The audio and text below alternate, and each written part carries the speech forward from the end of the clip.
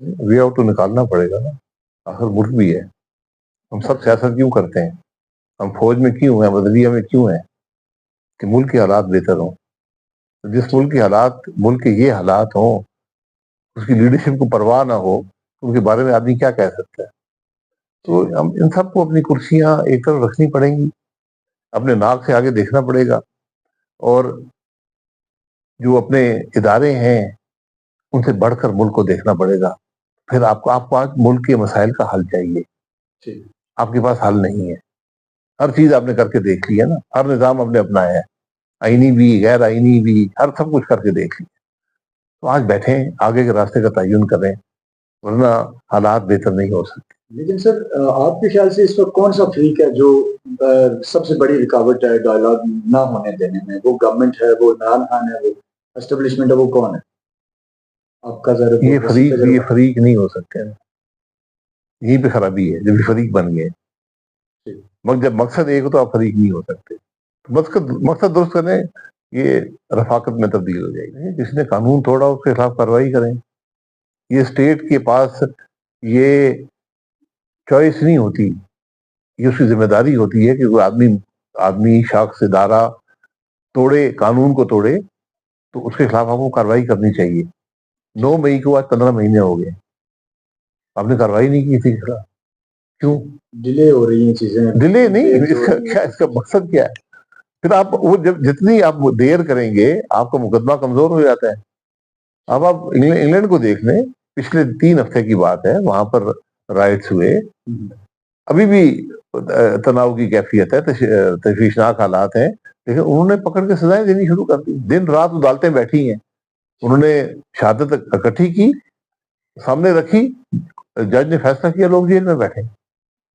ہمیں 15 مہینے ہو گئے اس ملک کے اندر جتھوں نے حملہ کیا فوجی تنصیبات پر، اور ہم نے کچھ نہیں کیا.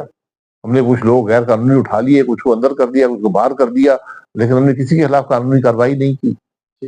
یہ بہت بڑی ناکامی ہے. جن پہ ثابت ہوتا ہے ان کو آپ کیفے کردار تک پہنچائیں. اس میں کیونکہ ایک تاثر یہ بھی پایا جا رہا ہے کہ شاید خان عباسی خان صاحب کو سپورٹ کر رہے ہیں. کیا یہ سچ ہے؟ مطلب کہیں نہ کہیں آپ کے بیانات سے، آپ کی گفتگو سے یہ ایک تاثر لیا جاتا ہے کہ کہیں شاید آپ تھوڑا سا سافٹ کارنر رکھتے ہیں پی ٹی آئی کے لیے یا خان صاحب کے لیے، لیکن آپ کی ابھی میں سب کے لیے، میں کسی کے سافٹ کارنر یا ہارڈ کارنر نہیں رکھتا. میں آئین کی بات کر رہا ہوں، ملک کے قانون کی بات کر رہا ہوں. حکومت ناکام ہو گئی ہے. حکومت کا کام تھا، کسی نے قانون توڑا ہے، آپ کی تنصیبات پر حملہ آور ہوا ہے، اس کے خلاف کارروائی کریں. آپ نے کیوں نہیں کی؟ میرا یہ سوال ہے. مجھے نہیں پتا. جنرل فیض کو فوج کے ذمہ دار افسروں نے کہا ہے کہ انہوں نے یہ کرمنل ایکٹ کیا ہے، انہوں نے ذکر بھی کیا ہے، کوئی ٹاپ سٹی ہے، پتہ نہیں کیا ہے، اس پر ان کے خلاف کارروائی کر رہے ہیں سپریم کورٹ کے آرڈر کے مطابق. یہ کہا گیا، اور انہوں نے کہا جی کہ اور بھی باتیں آئیں گی. تو آج جو ان کے خلاف کارروائی ہونی ہے وہ کورٹ مارشل پروسیڈنگز ہیں، جو ان کے خلاف چارجز لگے ہیں. وہ آپ اس کو بعد میں اگر وہ مزید چارجز لگانا چاہتے ہیں جن کا تعلق بے نو سے ہے، تو وہ حقیقت ابھی سامنے نہیں آئی. الزام لگانے سے میری بات سن لیں. الزام دیکھیں، میرا ان معاملات سے میرا کوئی تعلق نہیں ہے، نہ آپ کا کوئی تعلق ہے. یہ فوج کے معاملات ہیں، وہ ان کا اپنا قانون ہے، آرمی ایکٹ ہے، ریگولیشنز ہیں. ان کی اگر کوئی فوجی افسر سرونگ یا ریٹائرڈ ان کو توڑتا ہے، وہ اس کے خلاف کارروائی کر سکتے ہیں. جب آپ فوج کے افسر بنتے ہیں تو آپ اپنے وہ حقوق چھوڑ دیتے ہیں جو آئین آپ کو دیتی ہے، آپ ایک ڈیفرنٹ نظام میں چلے جاتے ہیں. جس نے بھی کی ہے، یہ فوج کی ذمہ داری ہے اس کے خلاف کارروائی کرے. میں اور آپ اس میں شامل نہ ہو تو بہتر ہے. یہ مجھے نہیں لگتا ہے، تو پی ٹی آئی کو بھی شامل کر لیں. دیکھیں نا، آپ کے پاس آپ کسی کے خلاف فوجی عدالت میں کارروائی اس وقت کریں گے جب وہ آرمی ایکٹ کی خلاف ورزی کرے گا، اور کسی فوجی افسر کے ساتھ مل کر یا اس کی مدد کر کے فوج کو نقصان پہنچاتا ہے. یہ قانون کہتا ہے. اس میں کیا سارائی نہیں کرنی چاہیے. بالکل یہ سب سے امپورٹنٹ بات یہ ہے، یہ انصاف کا تقاضا ہوتا ہے. انصاف کے کچھ تقاضے ہوتے ہیں. ہم کسی پر، یہ میں خود اس سے گزر چکا ہوں، میں اس لیے بیان کر رہا ہوں. ایک دفعہ نہیں، میں بہت دفعہ گزر چکا ہوں. تو وہ کہتے ہیں کچھ تو ہوا ہوگا نا جی، تو کچھ نہیں ہوا. حقیقت بڑی مختلف ہوتی ہے. وہ کہتے ہیں کہ آپ میں زیادہ ٹائم بیٹھے رہتے تھے اور ان کے ساتھ کہاں بیٹھے رہتے جنرل باجوہ کے پاس. ان کا کیا نام ہے جرنلسٹ کا؟ شاید مطلع نے کل کہا شاید مرزا صاحب مجھے بتا دیں میں کہاں بیٹھا رہتا تھا. کیونکہ انہوں نے کچھ کالمز بھی آپ کو یاد ہوگا پہلے دیکھیے کالم، میں ان کے کالم کا ذمہ دار نہیں ہوں. کیا جنرل باجوہ کے ساتھ بیٹھنا جرم ہے؟ ڈیفینیٹلی. اچھا، میں جنرل جوہر صاحب کب بیٹھا تھا؟ جب میں پرائم منسٹر اور وہ آرمی چیف تھے. کیا یہ بیٹھنا جرم ہے؟ بیٹھنا چاہیے. نہیں مجھے بتائیں نا. ہم سر میں دیکھیں میں گزارش کروں گا، پوائنٹ آؤٹ کیا یہ کوئی ڈھکی چھپی بات نہیں ہے. ہم 6-8 گھنٹے ہماری نیشنل سیکورٹی کاؤنسل کی میٹنگ ہوتی تھی، ہم وہاں بیٹھتے تھے. اس کے علاوہ پرائیویٹلی بھی میٹنگ ہوتی تھی جہاں فیصلہ ہم نے کبھی نہیں کیا. میں نے فیصلے جو آفیشیل فورمز میں ہوتے تھے. اس کے علاوہ میری زندگی میں 3 ملاقاتیں ہیں جنرل باجوہ صاحب سے.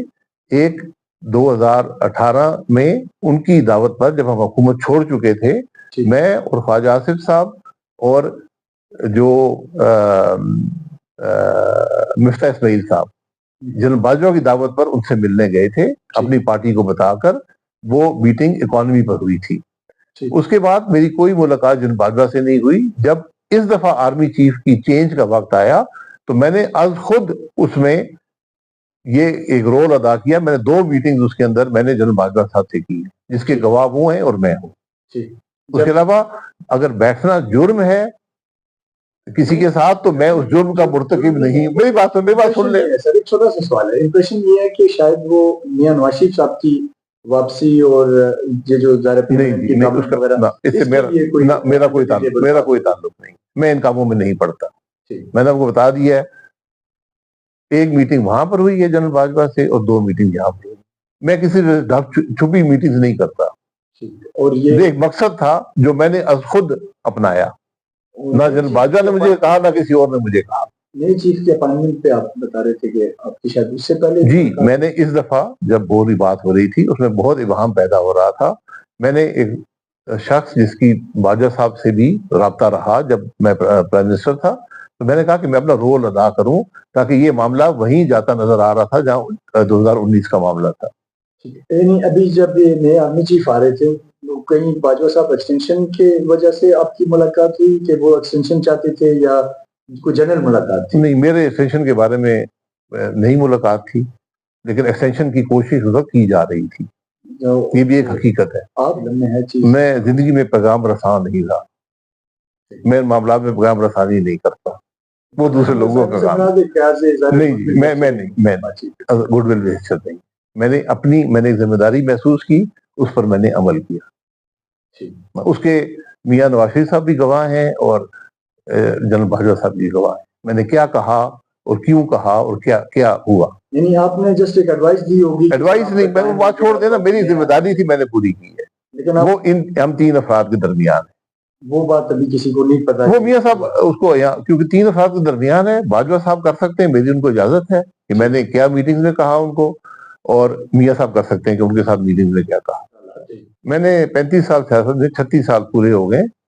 میں زندگی میں کسی غیر آئینی عمل کا حصہ نہیں رہا اور نہ اس کے بعد کبھی بنوں گا.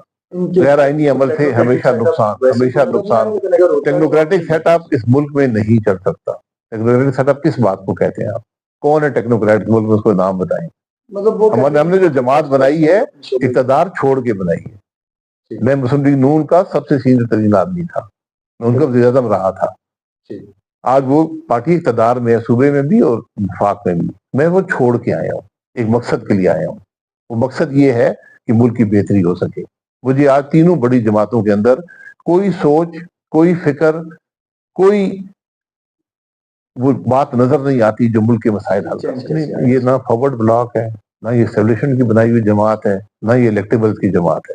الیکٹیبل ہونا جرم نہیں ہے، لیکن ہر الیکٹیبل قابل قبول نہیں. میں پاکستان میں ہر سیاستدان کو جانتا ہوں. میں جانتا ہوں وہ کہاں سے آیا ہے، اس نے کیا کیا اور کیا نہیں کیا. وہ لوگ جو ملک کے لیے کچھ دے سکتے ہیں ان کے لیے ہمارے دروازے کھلے ہیں.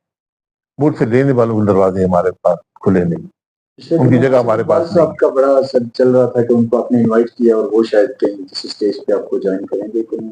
میں نے کسی کو انوائٹ نہیں. جو لوگ ہمارے ساتھ آج بیٹھے ہیں انہوں نے خود رابطہ کیا کہ ہم اس سفر میں شامل ہونا چاہتے ہیں. ہم انوائٹ کریں گے، ہمارا یہ کام ہے. ہم دعوت دیں گے. ہم ایک نیک مقصد کی کوشش کر رہے ہیں. اس میں جو شامل ہونا چاہے وہ آئے گا. حسن اقبال صاحب میرے دوست ہیں, میری کوئی بات اس معاملے میں ان سے نہیں بنی. اگر آپ کوشش نہیں کریں گے تو کوئی تبدیلی نہیں آئے گی. پہلی چیز ہوتی ہے کوشش. دوسری بات جو آپ نے کی ہے وہ درست تھی.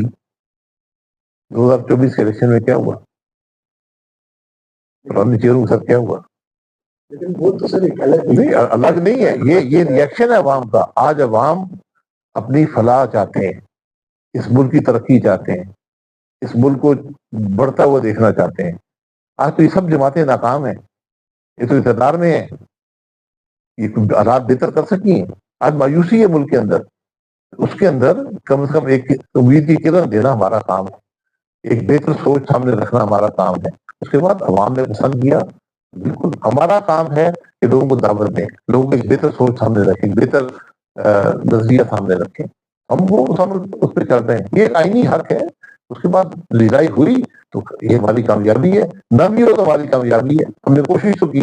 ایک خرابی کا حصہ بننا سب سے بڑی ناکامی ہوگی. سال پہلے میرے سب سے میری 5 ملاقاتیں ہوئی, میں نے ان کو یہی کہا کہ میں اس سوچ کے ساتھ نہیں چل سکتا جو ہماری جماعت نے اپنائی, جو اقتدار کی سوچ ہے. ہم نے اتفاق کیا, میرا اتفاق ہے آج بھی ووٹ کی عزتوں کی سیاست سے, کہ آپ نے آئین کے مطابق ملک کو چلانا ہے. آپ نے اقتدار برائے اقتدار نہیں کرنا, سیاست یہ ناکام سیاست ہے. میں نے ان کو پھر ان کی اپنا فیصلہ, یہ جماعت کا فیصلہ تھا, میں نے اس فیصلے سے اختلاف کیا. میں نے کہا جی میں یہی کر سکتا ہوں کہ میں الیکشن نہیں لڑوں. تو 35 سال نہیں, میرا مریم نواز بیوی سے کوئی تعلق نہیں. میں اتنا چھوٹا آدمی نہیں, لوگ میرے بھائی جس کو مرضی بنائے, میرا اس سے کوئی تعلق نہیں. میں نے زندگی میں نہ کبھی پارٹی کا عہدہ مانگا ہے, نہ حکومتی عہدہ مانگا ہے. میرا تعلق ہے میاں نواز شریف سے. میرا کام یہ تھا ان کو رائے دینا جو جس کو میں حقیقت سمجھتا تھا. میں نے ان کو رائے دی, ان کا اپنا راستہ تھا. میں نے کہا جی میں اس سے اتفاق نہیں کر سکتا, میں الیکشن نہیں, میں یہی کر سکتا ہوں. میں نے الیکشن نہیں لڑا, میں کسی اور جماعت میں نہیں گیا, میں نے آزاد الیکشن بھی نہیں لڑا, بہت دباؤ تھا. یہ میری سیاست کا طریقہ ہے, اسے آپ اتفاق کریں یا نہ کریں. تو میں اب اس سوچ سے اتفاق نہیں کرتا جس کو مسلم لیگ نون نے اپنایا, جو 35 سال میری جماعت رہی ہے, جس کے لیے میں نے شاید کچھ کام کیا ہی ہوا. بس اتنی بات ہے. بہت بہت شکریہ سر آپ کی.